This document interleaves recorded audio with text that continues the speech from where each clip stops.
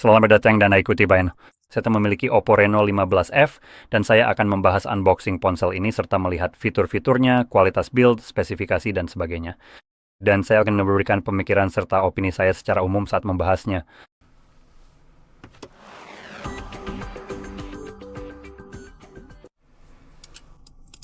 Jadi mari kita langsung mulai sekarang. Saya rasa saya akan membutuhkan itu.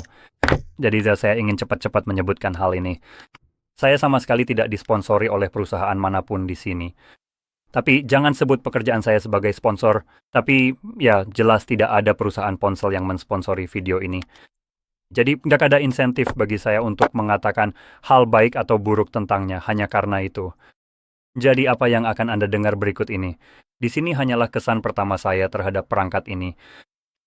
Dan di sini kita hanya mendapatkan beberapa dokumen, panduan memulai cepat, beberapa alat ejector, tapi tidak ada yang peduli soal itu. Ciptakan momenmu. Di mana cetak biru cara menciptakan momenku? Ayo tinggal geser saja. Nah, seperti itu. Oke, jadi inilah perangkat kita. Mari kita nyalakan.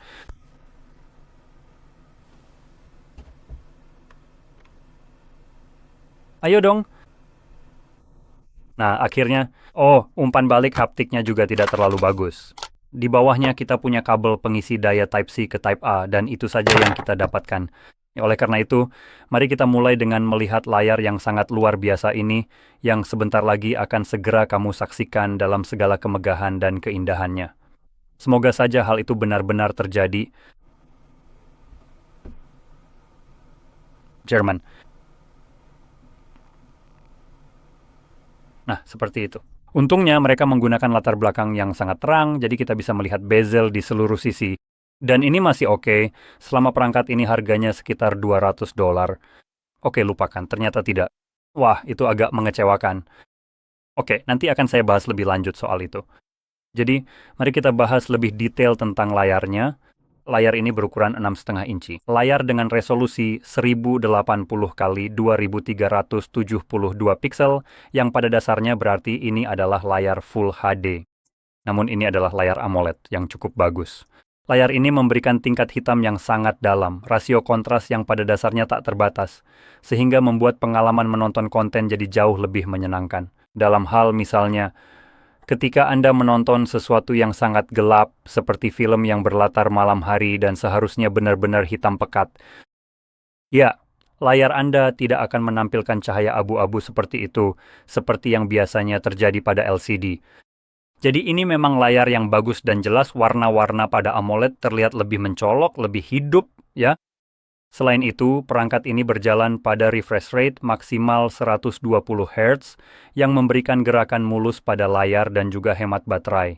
Dan kita punya tingkat kecerahan puncak sebesar 1400 nits, yang artinya layarnya cukup terang, memang tidak terlalu luar biasa, tapi untuk penggunaan umum, khususnya di dalam ruangan, itu tidak akan menjadi masalah sama sekali. Namun di sisi lain, Anda mungkin akan sedikit mengalami masalah. Seperti di bawah sinar matahari langsung, saya bisa bilang kalau dalam kondisi yang sangat terang. Anda tahu pada hari-hari seperti itu, 1400 nits mungkin terasa agak kurang. Jadi, ya, tapi kalau Anda bisa menemukan tempat teduh, seharusnya tetap cukup baik. Selain itu, kita juga menjalankan layar ini, lebih tepatnya, memiliki rasio layar ke bodi sebesar 88,6% dan kerapatan 397 piksel per inci. Layar ini juga menggunakan Corner Gorilla Glass Plus yang memiliki rating MOSH level 5. Dan ya, itu saja untuk bagian layar. Jadi mari kita balik ke bagian belakang dan lihat kameranya yang semoga saja bukan palsu. Saya rasa kamu palsu karena memang biasanya begitu. Apakah saya benar? Oh, ternyata tidak. Oh, oke. Maksud saya, kalau melihat dari jumlah megapikselnya, bisa saja begitu. Jadi, kita punya lensa wide 5 megapiksel f 1,8, 26 mm, lensa ultra wide 8 megapiksel f 2,216 mm dengan sudut 112 derajat, dan lensa makro 2 megapiksel. Nah, seperti yang tadi saya bilang, saya sebenarnya bisa saja benar. Bagian yang satu ini pada dasarnya kualitasnya lebih buruk daripada sensor utama 50 megapiksel yang ada di sini. Coba kalau kamu ingin mengambil foto makro yang kalau kamu belum tahu, itu pada dasarnya ketika kamu misalnya ingin memotret tanaman dan kamu mendekatkannya seperti ini, kamu tahu maksudnya. Dan kamu masih bisa membuatnya tetap fokus kan? Nah, itulah yang memungkinkan dilakukan oleh lensa makro. Sebenarnya kamu tidak perlu mendekat, kamu bisa saja pakai kamera utama. Lakukan zoom 2 kali, dan hasil fotonya akan jauh lebih bagus daripada apa yang bisa diberikan oleh Pro ini. Jadi, ini sebenarnya tidak berguna dan hanya ada untuk kamu tahu sekadar memenuhi jumlah kamera supaya ponselnya terlihat lebih bagus di atas kertas. Nah, untungnya dengan kamera-kamera itu, kamu sebenarnya bisa merekam video hingga 4K 60 frame per detik. Wow, itu benar-benar mengejutkan. Saya benar-benar akan mengujinya karena ini berkaitan dengan spesifikasi perangkat ini. Rasanya semuanya jadi berantakan. Serius, kamu bercanda? Terima kasih, Winnie the Pooh. Ternyata itu saya tidak bisa mengakses perangkat saya tanpa, kamu tahu, tanpa biar saya ketik dengan benar. Oke, sudah saya lakukan. Tanpa terhubung ke jaringan, sepertinya Winnie the Pooh benar-benar menginginkan data saya. Hebat, suka banget. Dan kemudian saya harus duduk menunggu omong kosong ini. Luar biasa.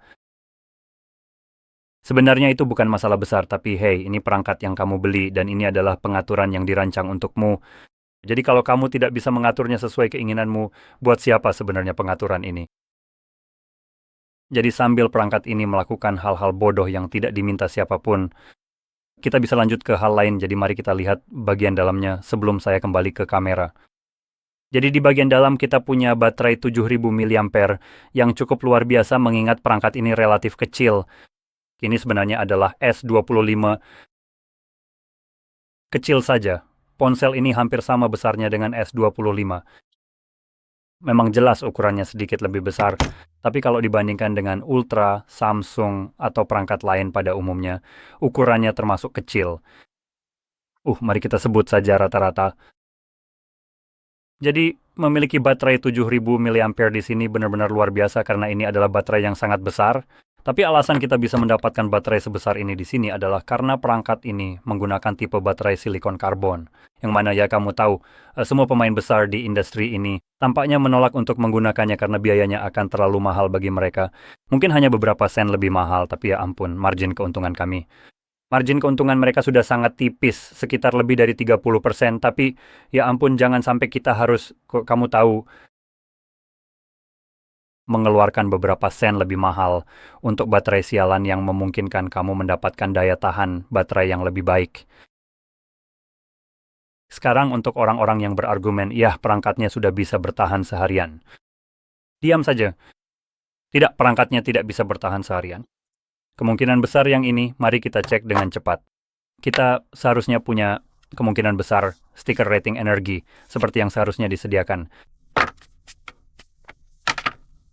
Hey, coba lihat deh, sebenarnya di mana sih letak stiker rating efisiensi energinya? Kok aku tidak bisa menemukannya ya? Tidak ada. Oke, sepertinya perangkat ini sebenarnya tidak seharusnya dijual di Uni Eropa, mengingat mereka memutuskan untuk tidak menyediakan hal yang benar-benar wajib sesuai hukum. Tapi saya tidak bisa benar-benar memberitahu kamu berapa lama daya tahan baterainya di sini. Tapi kapasitas 7000 ini benar-benar bagus. Kalau bisa tahan seharian, dan kemungkinan besar bisa, itu luar biasa. Sebenarnya bisa saja bertahan 2 atau 3 hari. Jadi sebenarnya untuk tujuan yang ada di sini, saya suka baterainya yang awet, membuatmu tak perlu mengisi daya perangkat ini setiap hari. Kamu bisa mengisi daya 2 atau 3 hari sekali, tergantung daya tahan baterainya. Mari kita lihat apakah kita bisa cek dengan cepat dengan masuk ke pengaturan ini dan baterai. Jadi sekarang dengan setengah baterai kita tidak melihat angka yang terlalu bagus. Angkanya sekitar 30 jam.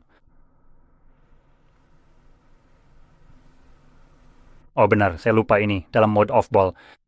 Jadi mereka memang cukup buruk soal daya tahan baterai. Dan juga kamu bisa lihat mode-mode di sini, seperti mode hemat daya dan mode ultra hemat daya, sebenarnya lebih seperti penghinaan terhadap apa seharusnya mode ultra hemat daya itu. dapat apa ya? Oh, tunggu. Oke. Tadi saya kira itu benar-benar cuma 5 menit tambahan, tapi ternyata berapa ya? 2 jam dan 5 menit lagi. Di mode ultra dan itu benar-benar buruk, jujur saja. Ponsel ini pada dasarnya sama sekali tidak punya kemampuan hemat daya.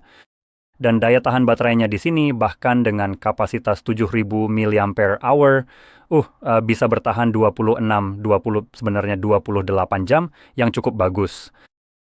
Oh, jangan salah paham, ini bisa bertahan seharian penuh. Tapi kalau dibandingkan dengan ponsel seperti Xiaomi yang juga menggunakan tipe baterai silikon karbon dan itu bisa bertahan, entahlah, 40 jam dalam mode normal dan 160 jam dalam mode hemat daya super. Jadi kita sebenarnya sedang membandingkan dua tingkat konsumsi baterai yang berbeda.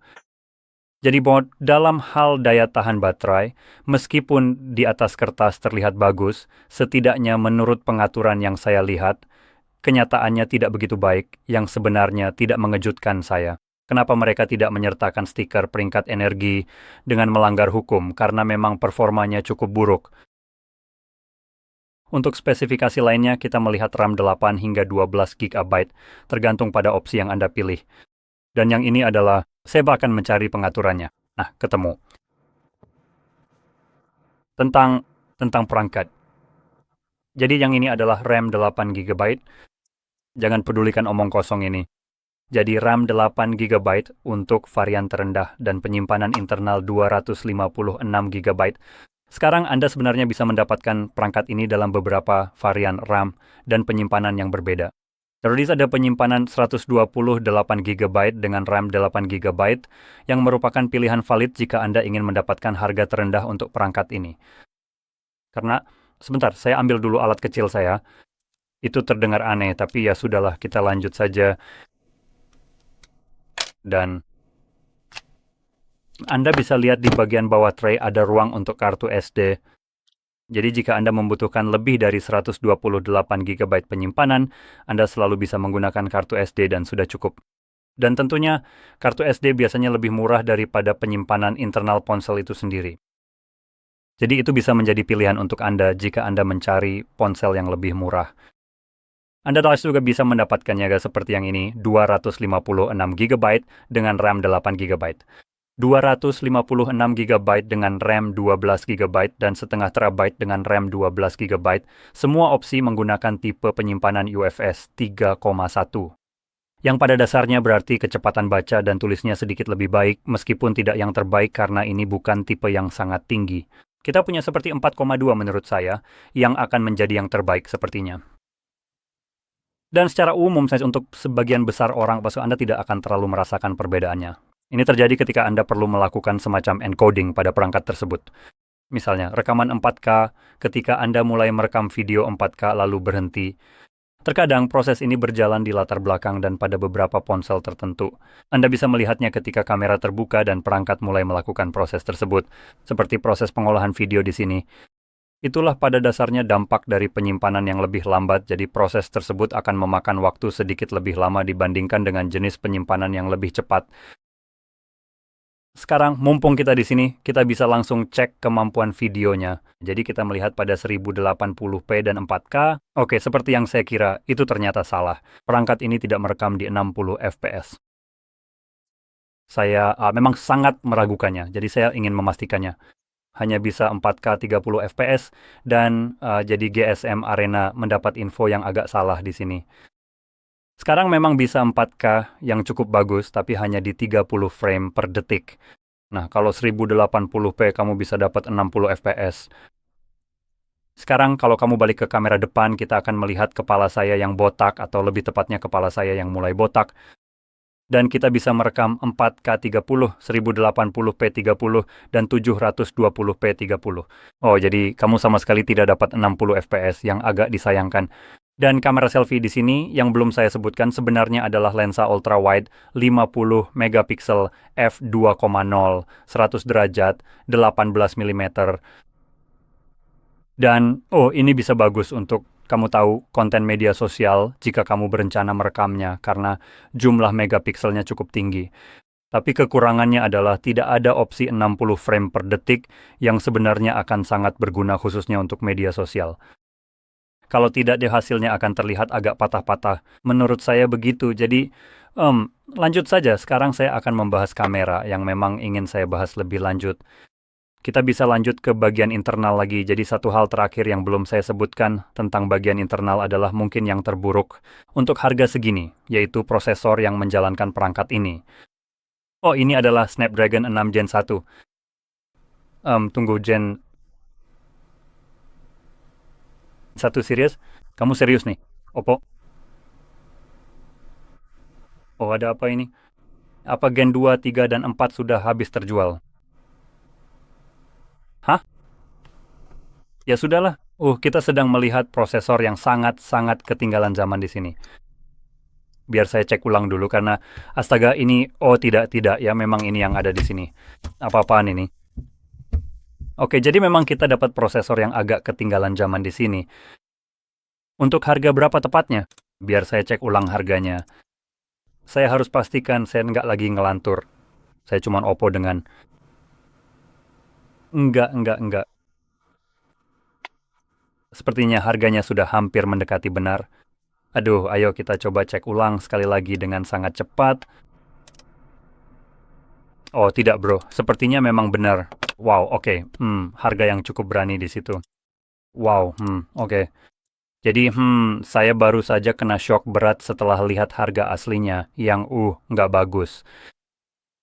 Dan satu hal lagi yang sebenarnya ingin saya bahas, yang sebelumnya agak saya salah sebut, tapi memang benar untuk sebagian orang. Jadi baterainya bisa kamu lihat di sini. Kapasitasnya 6.500 mAh. Tapi itu berlaku untuk Eropa. Jadi di wilayah lain, sebenarnya akan dapat yang 7.000 mAh seperti yang saya sebutkan sebelumnya. Khusus Eropa dapat 6,5. Yang kalau tidak salah ingat, ada semacam regulasi terkait ukuran baterai, dan itulah yang pada dasarnya memengaruhi baterai di sini. Saya sebenarnya berpikir sel baterainya mungkin persis sama, tapi entah bagaimana kapasitasnya seperti dipotong, jadi sayangnya kamu tidak bisa menggunakan daya penuhnya. Tapi intinya, Eropa 6,5, sisanya di dunia, 7. Oke, jadi kita hampir membahas semuanya. Satu hal terakhir yang ingin saya bahas adalah kualitas build-nya, yang sekali lagi kualitas build di sini tidak terlalu istimewa, terutama untuk harganya. Kita melihat rangka plastik, yang dari segi daya tahan tidak terlalu bagus. Kita melihat, bagian belakang kaca, jadi sepertinya ini memang kaca.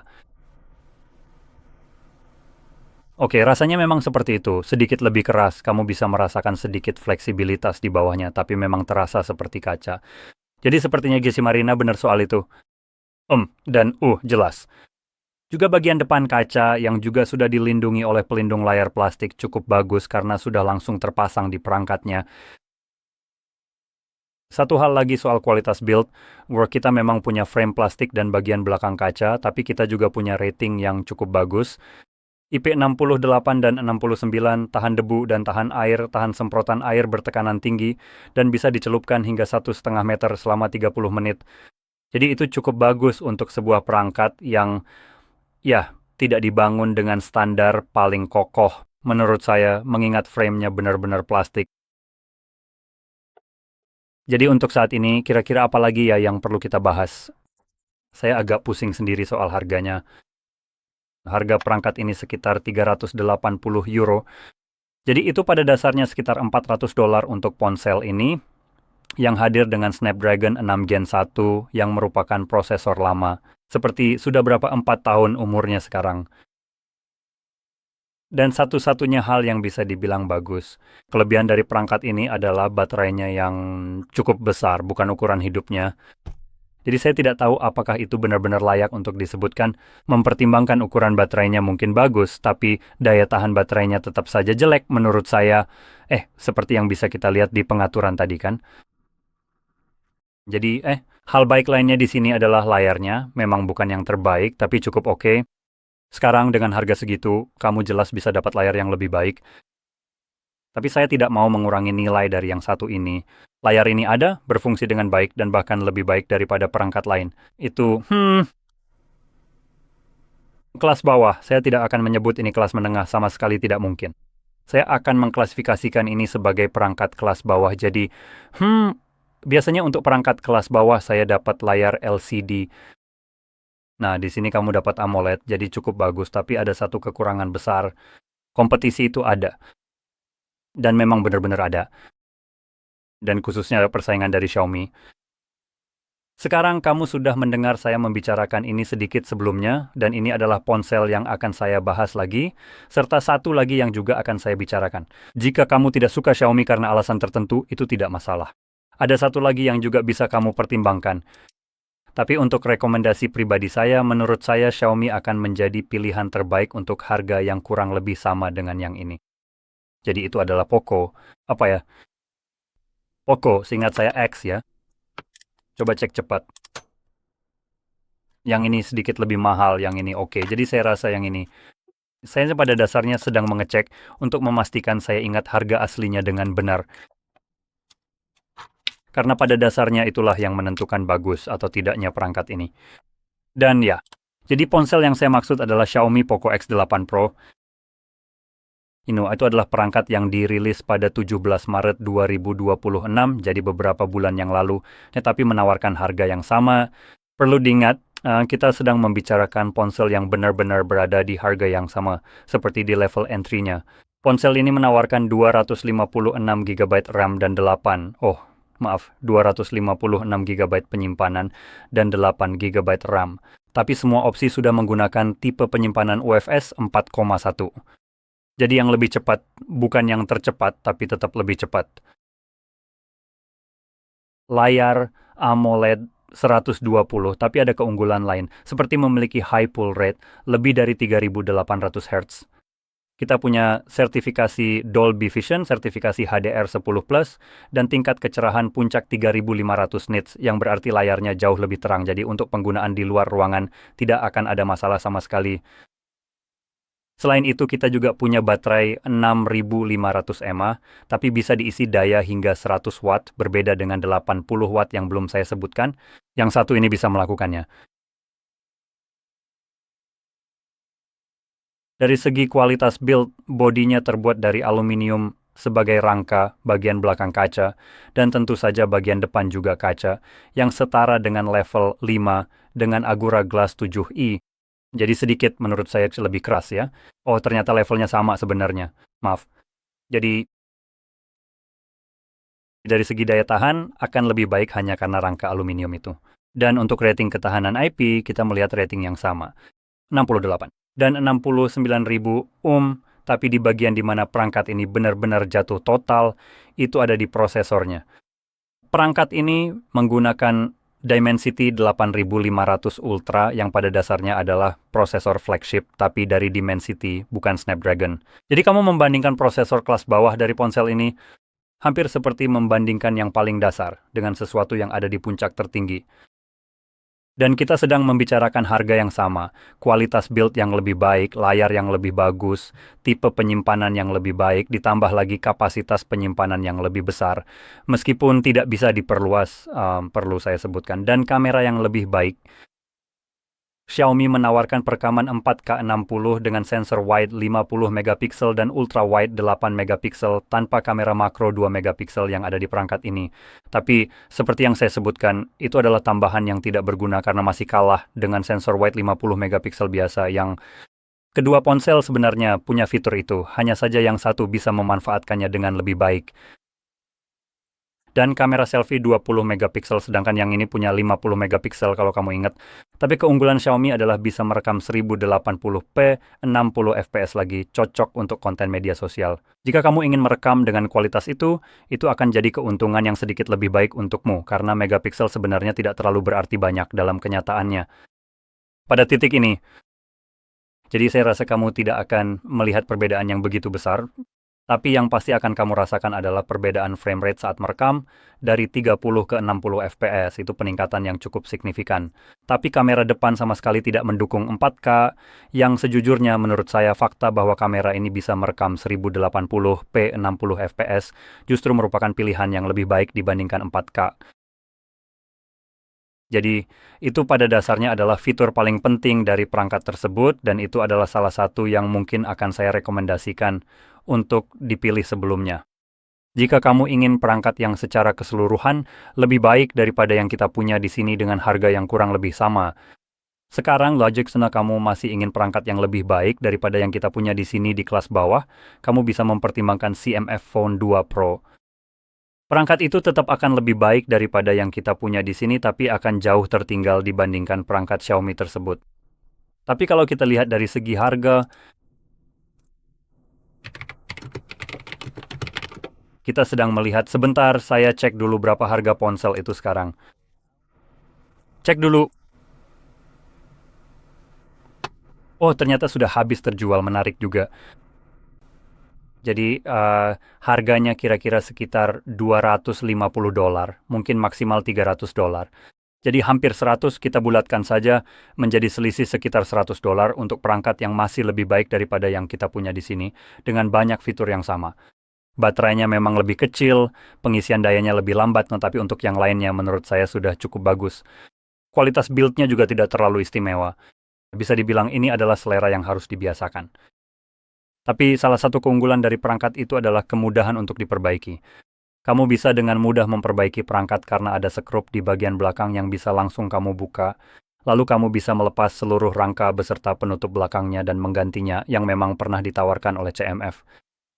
Mereka menawarkan beberapa pilihan warna berbeda untuk itu. Jadi kalau rusak sih kamu tinggal ganti saja. Dan juga melalui sekrup-sekrup itu ada tambahan fitur-fitur aneh. Seperti menambahkan beberapa aksesori ke perangkatmu secara harfiah dengan cara mengencangkannya menggunakan sekrup. Jadi sebenarnya itu bisa jadi pilihan yang menarik.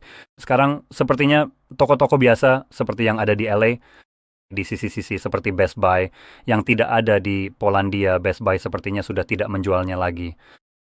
Jadi kemungkinan besar akan ada ponsel CMF baru yang akan segera hadir, yang jelas harganya mungkin masih lebih murah daripada ini.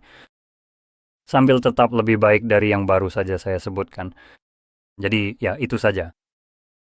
Oppo baru saja merilis, menurut saya ya oke lah. Perangkat kelas bawah yang bagus sebagai perangkat kelas bawah, tapi dengan harga kelas menengah yang pada dasarnya langsung membuatnya tidak menarik sejak awal. Tidak ada alasan mengapa Anda harus membayar semahal ini untuk perangkat yang hanya menggunakan Snapdragon 6 Gen 1 di tahun 2026. Harga itu sebenarnya sangat tidak masuk akal untuk ponsel seperti ini. Dan spesifikasi perangkat ini adalah sesuatu yang seharusnya Anda temukan 3 tahun yang lalu, menurut saya, dari sebuah ponsel. Jadi jika Anda punya pilihan lain, saya sarankan untuk mempertimbangkannya karena Anda bisa mendapatkan perangkat yang lebih baik dengan harga yang sama atau bahkan lebih murah. Dan sejujurnya, Anda bahkan tidak akan kesulitan menemukan itu, karena prosesor ini memang menjadi titik lemah utamanya di sini. Benar-benar seperti menyeret performanya ke bawah. Jika saja ponsel ini menggunakan sesuatu seperti Snapdragon, entahlah 8 Gen atau 8 Elite, yang merupakan prosesor flagship lama dari sekitar 2 tahun yang lalu. Atau sebagai contoh Dimensity 8500 Ultra, atau bahkan 9000, salah satu yang ditawarkan Dimensity, itu akan membuat perangkat ini jadi luar biasa. Tapi dengan apa yang ada di sini, sulit untuk merekomendasikan perangkat ini kepada siapapun.